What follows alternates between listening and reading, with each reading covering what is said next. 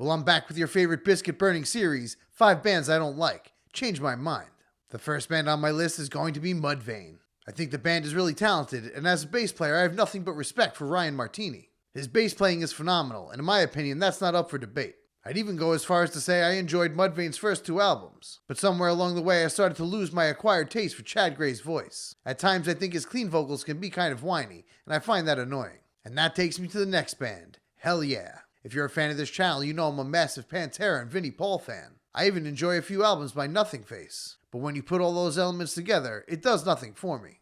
Especially adding that southern metal yee-haw twist. I'll say this though, they might have 1 or 2 songs I think are alright, but out of a whole catalog, that's not very many.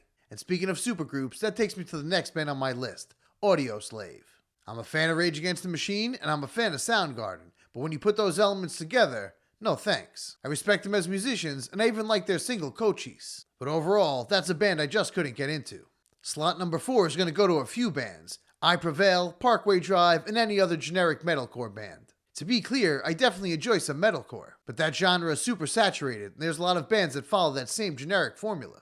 Prevail made this list because if I'm being honest, I didn't know too much about them. I heard their most recent single on Liquid Metal and thought, man, these guys are badass. I then saw them live and was surprised to see their whiny emo clean singing element, because the song I heard on Liquid Metal didn't have any of that. And the last band on my list is going to be Disturbed. To be honest, as I've gotten older, I don't mind them as much as I used to. But in my opinion, they're just an older version of Five Finger Death Punch. And I'm not a fan of them either. In my opinion, they're a gateway metal band for newer fans of the genre. And for that, they have my respect.